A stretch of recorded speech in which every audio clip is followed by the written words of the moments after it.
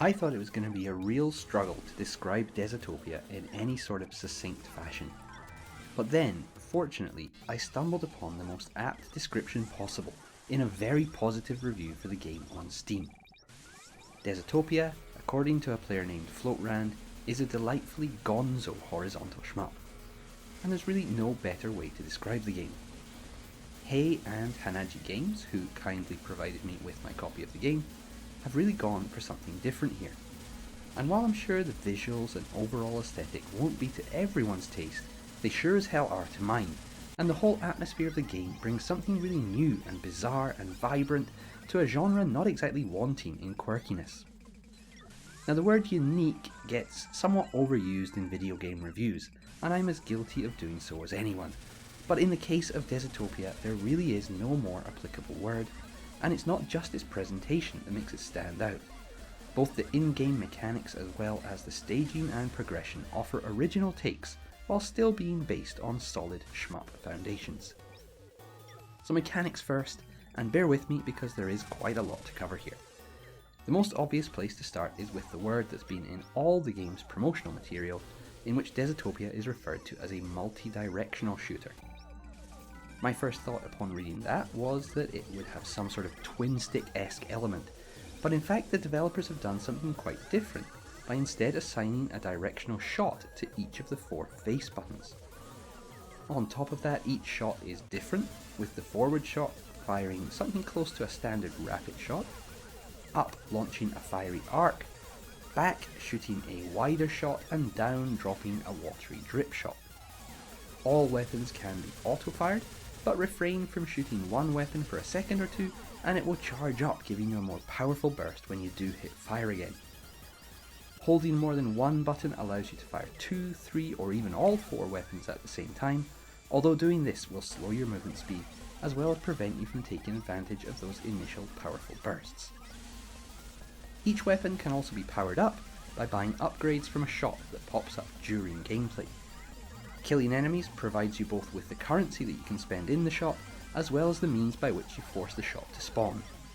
If you look at the footage, you might see that what appears from felled enemies is a rainbow coloured array of items, and these are in fact grateful animal spirits who charge up your thankfulness meter until when it fills the shop appears.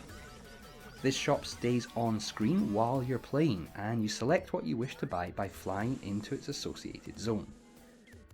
We've already mentioned the fact that you can upgrade your weapons here, but health power-ups, speed-ups and speed-downs, and bombs can also be purchased.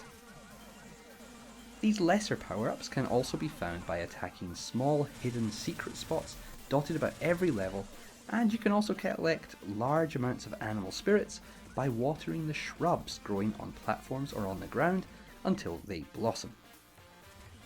In order to get the hang of all of this, you will almost certainly want to play the tutorial at least twice, but I actually found going through the in-game manual at my own pace to be the most effective way of putting everything together. Once you do that, you'll start to see that all these systems are not unique and different just for the sake of it. They really have been put together very smartly, and the combination of systems in play at all times gives playing Dezatopia a constantly exciting and experimental feeling that perfectly matches its gonzo presentation.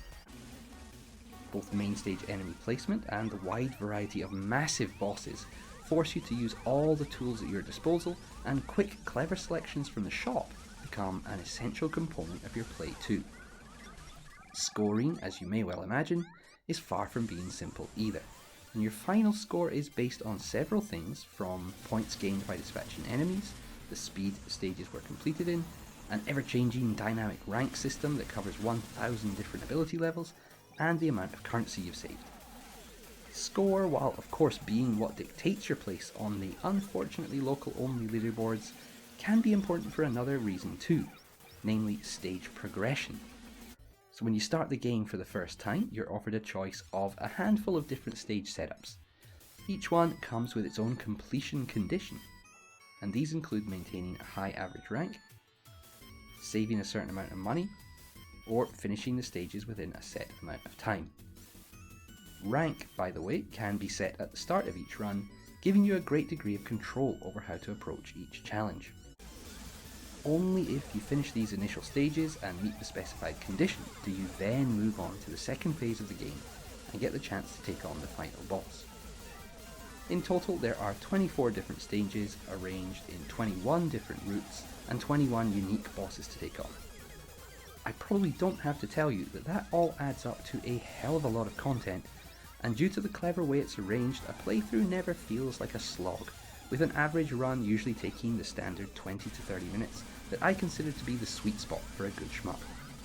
Instead, it injects variety into your runs, as well as providing a constant sense of having something to aim for. The only downside of all this is that the game does lack that arcade aspect of having an exact route you're going to run through again and again to try and perfect, but it's a necessary sacrifice, and while that is usually one of the most important things I look for, Dezatopia more than makes up for it with its novel approach, and unlike most games which end up irritating as much as innovating when they try to mix things up, the developers here have struck upon a new approach that I hope more studios may notice and take inspiration from. All these routes, of course, are going to provide a huge amount of replay value, but Dezatopia goes even beyond that with a wealth of unlockable items that can be collected during runs, and are found in the game's museum. These include character art, a music library, and an amusing set of story dialogues. Taken together, all these extras uncover a very fully fleshed out game world and cast of characters, and while they may not be as polished as many other games, what they do display very clearly is the passion and creativity with which Dezatopia has been realised, and whether you like the style or not, it's hard not to be charmed. Nothing, however, is perfect, and Dezatopia is no exception. The local-only scoreboards are a disappointment, and there are so many variable elements to take into account that scoring and performance do not always seem to have terribly much in common. The Gonzo-esque visuals are obviously going to be quite divisive, and the text the game uses is very difficult to read, something compounded by many text-filled screens flashing up far too quickly to even skim read. With so many stages, it would be hard to make them all as refined as the best we see in a classic 7-stage arcade shmup, and that is the case here. The stages are not designed to be memorised, and instead the emphasis is on playing through the game by ear.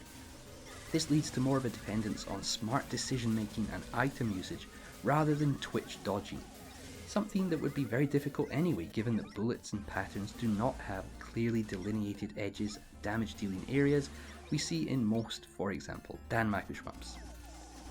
Some slowdown can creep in, particularly in later levels. It's nothing game breaking, but it is there.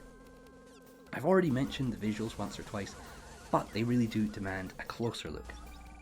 You can see the footage yourself, but I would say they come across rather better when playing the game than when watching on YouTube. The backgrounds are not spectacular, but they are distinct and they improve as you move into the later stages. Enemy designs are varied, and bosses display the designer's warped creativity turned up to 11. Although in one or two cases their shapes can be kind of confusing, and it can be unclear quite how to harm them or which parts will deal damage. The illustrations, etc. in the museum are highly bizarre, with many looking more than a little rough around the edges. But for me, that all adds to the game's gonzo charm, even in the images that I personally found kind of grotesque. Music is consistently wonderful and has a classic Mega Drive era feel to it, which will see it circling around the inside of your head as you wander around the supermarket days after you last played. Sound effects suit the visuals nicely, and the audio all adds to the wonderfully chaotic swirl the game twists you up in. It is so hard to sum up a game like Dezatopia, and I'm afraid I have to resort to that old cliche of saying it's something you can only truly understand by experiencing it for yourself, which you'd be quite justified in claiming somewhat negates the purpose of a review.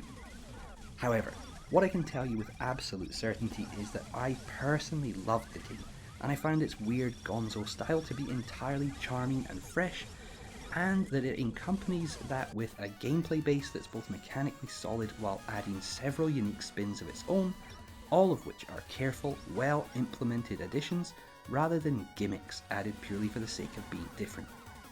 When you add the huge variety of stages and routes, and the libraries of unlockables, there's really very little not to like about this one. Despite its slightly rough around the edges feel at times, I would score it an 8.5 out of 10, and it's far and away the best addition to the Switch shmup library in 2020 so far.